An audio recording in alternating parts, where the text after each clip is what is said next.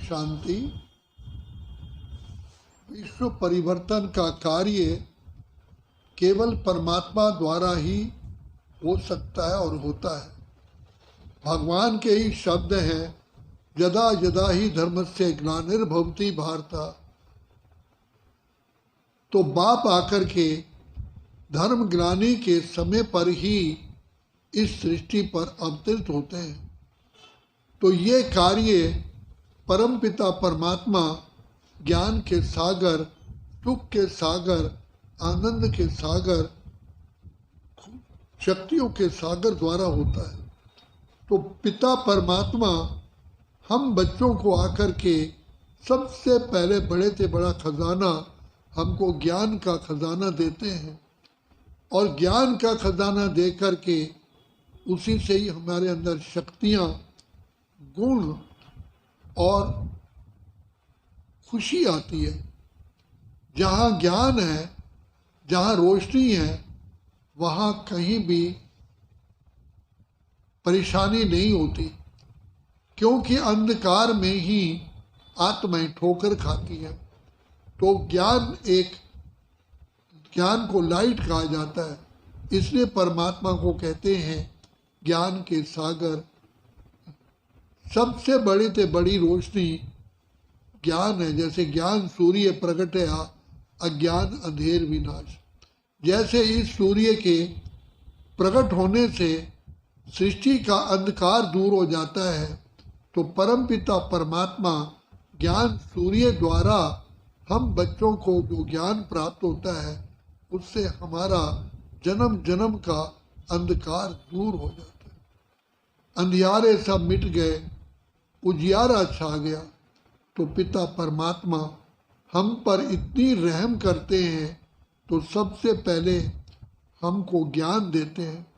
वैसे भी देखा जाए संसारिक रीति में पिता अपने बच्चे को लायक बनाने के लिए विद्यालय में या कॉलेज में भेजते हैं, क्योंकि विद्या धन ऐसा धन है जो सारी आयु खुशियों में हम बिता सकते हैं। तो बाप आकर के हमको जीवन जीने की कला सिखाते हैं, हमें गुण मूर्त, ज्ञान मूर्त, धारणा मूर्त, तपस्या मूर्त बनाते हैं। तो सबसे बड़ा खजाना ज्ञान का है जो हमें बाप देते हैं। तो लाइट हाउस, माइट हाउस, फिर हम पावर हाउस बनते हैं। तो परमपिता परमात्मा का ये कर्तव्य कलयुग के अंत, सतयुग की आदि, पुरुषोत्तम संगम युग पर ही होता है। तो हम सब पद्मा पदम सौभाग्यशाली हैं जो वर्तमान समय पिता परमात्मा की छत्र छाया में स्वयं ईश्वर आकर के हमको अगम निगम के भेद खोलते हैं और हमें डूबे हुए आत्माओं को इस भव सागर में तैरना सिखाते हैं। तो बाप कहते हैं, बच्चे मैं तुम बच्चों के लिए रोज अमृत वेले ये ज्ञान अमृत लाता हूँ। जो आत्माएं इस ज्ञान अमृत को खुशी खुशी से स्वीकार करती हैं, वही संसार में तेजोमय बन करके चमकती हैं। तो बाप कहते हैं सबसे पहले नॉलेजफुल, फिर बनते हैं पावरफुल, फिर होते हैं सक्सेसफुल, फिर बनते हैं इसेंसफुल, फिर हम बनते हैं ब्लिसफुल। तो ये बाप कहते हैं कि सबसे पहले ज्ञान का खजाना तुम्हारी वृत्तियों को बदलता है। जितनी जैसे वृत्ति बदलती है, वैसे ही हमारी दृष्टि और स्मृति बदलती है। तो बाप कहते हैं तुम्हारी पवित्र दृष्टि बन जाती है और तुम इस संसार के अंदर इस पवित्र दृष्टि द्वारा श्रेष्ठ से श्रेष्ठ वाइब्रेशन फैलाते हो। तो ये भाग्य वर्तमान समय हम बच्चों को प्राप्त होता है।